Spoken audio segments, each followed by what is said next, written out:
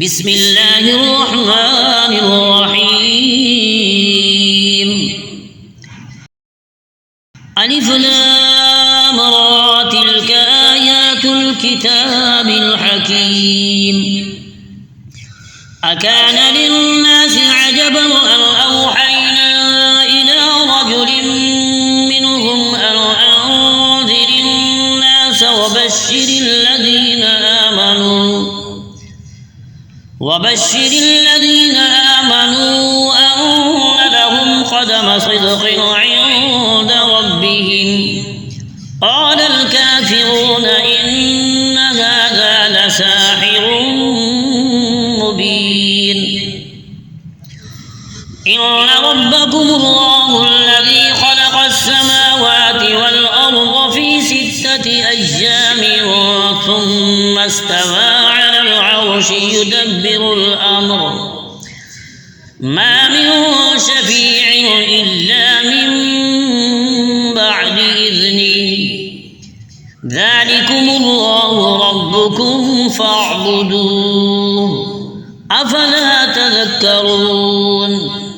إليه مرجعكم جميعا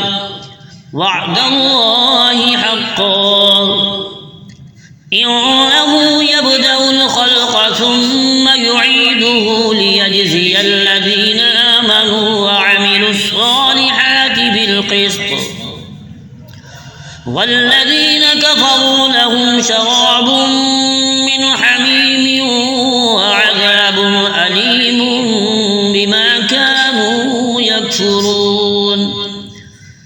هو الذي جعل الشمس ضياء والقمر نورا وقدره منازل لتعلموا عدد السنين والحساب. ما خلق الله ذلك إلا بالحق يفصل الآيات لقوم يعلمون. إن في اختلاف الليل والنهار وما خلق الله في السماوات والأرض لآيات لقوم يتقون. إن الذين لا يرجون لقاءنا مرضوا بالحياة الدنيا واطمأنوا بها والذين هم عن آياتنا غافلون. أولئك مأواهم النار بما كانوا يكسبون. إن الذين آمنوا وعملوا الصالحات يهديهم ربهم بإيمانهم تجري من تحتهم الأنهار في جنات النعيم. دعواهم فيها سبحانك اللهم وتحيتهم فيها سلام وآخر دعواهم أن الحمد لله رب العالمين. ولو يعجل الله للناس الشر استعجالهم بالخير لقضي إليهم أجلهم فنذر الذين لا يرجون لقاءنا في طغيانهم يعمهون. وإذا مس الإنسان الضر دعانا لجنبه أو قاعدا أو قائما فلما كشفنا عنه ضره مر كأن لم يدعنا إلى ضر مسه. كذلك زين للمسرفين ما كانوا يعملون. ولقد أهلكنا القرون من قبلكم لما ظلموا وجاءتهم رسلهم بالبينات وما كانوا ليؤمنوا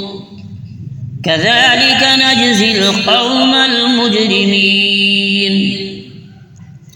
ثم جعلناكم خلائف في الأرض من بعدهم لننظر كيف تعملون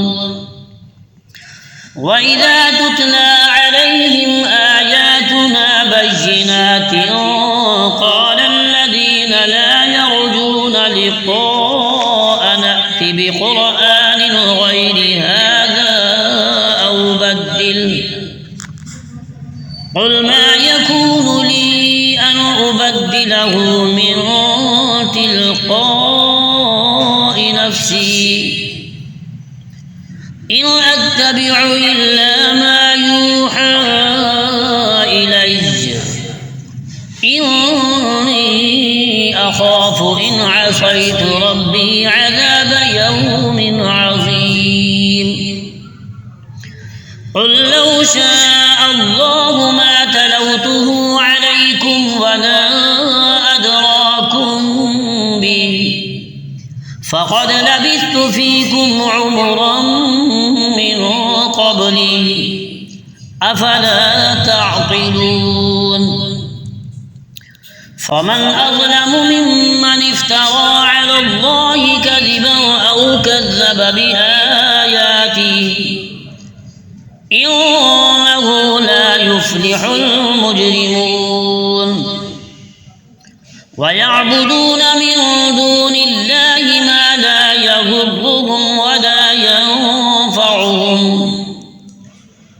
ما لا يضرهم ولا ينفعهم ويقولون هؤلاء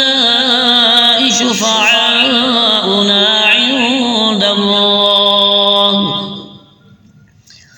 قل أتنبئون الله بما لا يعلم في السماوات ولا في الأرض سبحانه وتعالى عما يشركون وما كان الناس إلا أمة واحدة فاختلفوا ولولا كلمة سبقت من ربك لقضي بينهم فيما فيه يختلفون ويقولون لولا أنزل عليه آية من ربه فقل إنما الغيب لله فانتظروا إني معكم من المنتظرين وإذا أذقنا الناس رحمة من بعد ضراء مستهم إذا لهم مكر في آياتنا قل الله أسرع مكرا إن رسلنا يكتبون ما تمكرون هو الذي يسيركم في البر والبحر حتى إذا كنتم في الفلك وجرين بهم بريح طيبة وفرحوا بها جاءتها ريح عاصف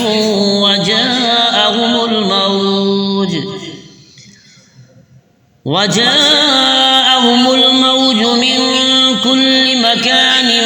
وظنوا أنهم أحيط بهم دعوا الله مخلصين له الدين لئن أنجيتنا من هذه لنكونن من الشاكرين فلما أنجاهم إذا هم يبغون في الأرض بغير الحق يا أيها الناس إنما بغيكم على أنفسكم متاع الحياة الدنيا ثم إلينا مرجعكم فننبئكم بما كنتم تعملون إنما مثل الحياة الدنيا كماء أنزلناه من السماء فاختلط به نبات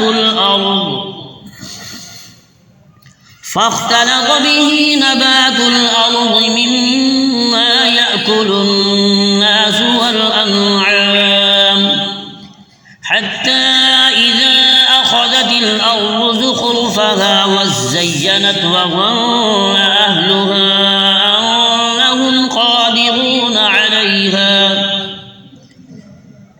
أنهم قادرون عليها أتاها أمرنا ليلا أو نهارا فجعلناها حصيدا كأن لم تغن بالأمس كذلك نفصل الآيات لقوم يتفكرون والله يدعو إلى دار السلام ويهدي من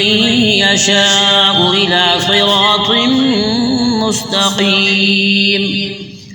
للذين أحسنوا الحسنى وزيادة ولا يرهق وجوههم قتر ولا ذلة أولئك أصحاب الجنة هم فيها خالدون والذين كسبوا السيئات جزاء سيئة بمثلها وترهقهم ذلة ما لهم من الله من عاصم كأنما أغشيت وجوههم قطعا من الليل مظلما أولئك أصحاب النار هم فيها خالدون ويوم نحشرهم جميعا ثم نقول للذين أشركوا مكانكم أنتم وشركاؤكم فزيلنا بينهم وقال شركاؤهم ما كنتم إيانا تعبدون فكفى بالله شهيدا بيننا وبينكم إن كنا عن عبادتكم لغافلين هنالك تبلو كل نفس ما أسلفت وردوا إلى الله مولاهم الحق وضل عنهم ما كانوا يفترون قل من يرزقكم من السماء والأرض أم من يملك السمع والأبصار ومن يخرج الحي من الميت ويخرج الميت من الحي ومن يدبر الأمر فسيقولون الله فقل أفلا تتقون فذلكم الله ربكم الحق فماذا بعد الحق إلا الضلال فأنى تصرفون كذلك حقت كلمة ربك على الذين فسقوا أنهم لا يؤمنون